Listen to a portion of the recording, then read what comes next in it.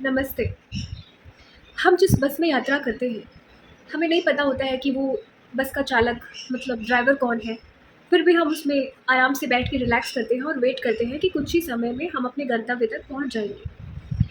और अगर हम बाय एयर ट्रैवल करते हैं, यात्रा करते हैं, तो भी हम वेट करते हैं कि कुछ ही समय में हम अपने डेस्टिनेशन तक, अपने गंतव्य तक पहुँच जाएँगे।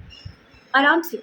हमें नहीं पता होता है कि कौन ड्राइव कर रहा है, पायलट कौन है, बस में जाते हैं, ट्रेन में जाते हैं तो कौन चला रहा है, पर फिर भी हम उस पे विश्वास करते हैं और सोचते हैं कि थोड़े समय में हम पहुँच जाएँगे।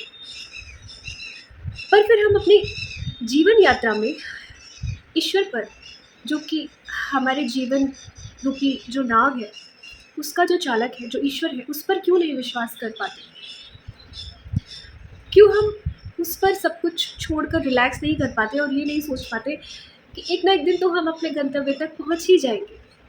इसके 2 कारण हो सकते हैं। पहला कारण, शायद हमने अपना जीवन ऐसा बनाया ही नहीं है कि हम उन पर विश्वास कर सकें और हम ये सोच सकें कि हम इस योग्य हैं कि एक ना एक दिन तो वो हमें अपने श्री चरणों में स्थान दे ही देंगे। एक ना एक दिन तो हमें भगवत प्राप्ति हो ही जाएगी। शायद हमने अपने आप को इस योग्य कभी बनाने का प्रयास ही नहीं किया। वो बात अलग है कि हम चाह के भी उनके योग्य नहीं बन सकते, पर हमने क्या प्रयास किए, हम उस विषय में आपसे बात कर रहे हैं। शायद हमने प्रयास ही नहीं किए, हमने अपने ऊपर काम नहीं किया। या हो सकता है कि हमें विश्वास की हमारे अंदर कमी है, इस कारण हम विश्वास नहीं कर पाते और हम छोटी-छोटी बातों को लेके चिंतित हो जाते हैं कि अब ये हो गया, अब जीवन में वैसा हो गया, अब हम इस कारण दुखी हैं, तो अब किसी और कारण से दुखी हैं। दुखी होने के लिए संसार में इतने सारे कारण हैं कि कोई चाहे तो हमेशा दुखी रह सकता है। पर फिर आप ये भी तो सोचिए, इतने बड़े विश्व को चलाने वाला और ऐसे न जाने कितने विश्व होंगे, कैसा पूरा ब्रह्मांड को चलाने वाला ईश्वर, सब कुछ तो उसके नियंत्रण में है। हमारे जीवन का सब हर चीज़ का संचालक वो जो बैठा हुआ है, तो हमें हर चीज़ के विषय में अत्यधिक चिंता करने की आवश्यकता नहीं है। चिंता उतनी ही ठीक है, जो आपको आपके कार्य के लिए प्रेरित करती रहे, आपको इस बात का आभास कराती रहे कि आपकी ज़िम्मेदारियाँ क्या हैं, आपकी ड्यूटीज़ पूरी होती रहे।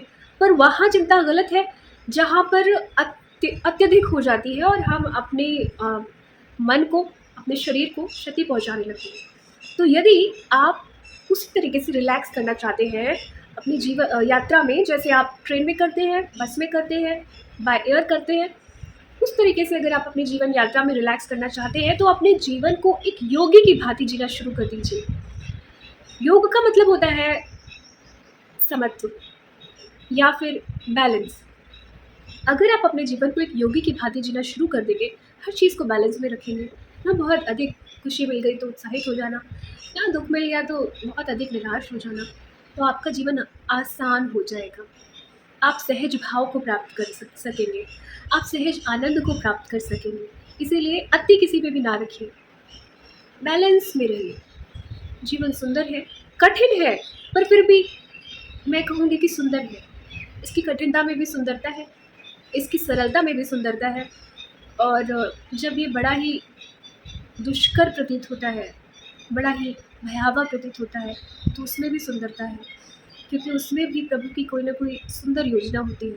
हमें ज़रूरत है, तो ऐसा जीवन जीने की, जैसा हम चाहते हैं कि हम एक सुंदर जीवन जिएँ, हमें आवश्यकता है तो अपने आप को ऐसा बनाने की कि हम विश्वासपूर्वक कह सकें कि हमने वो जीवन जिया है अपने प्रभु के लिए, ईश्वर के लिए।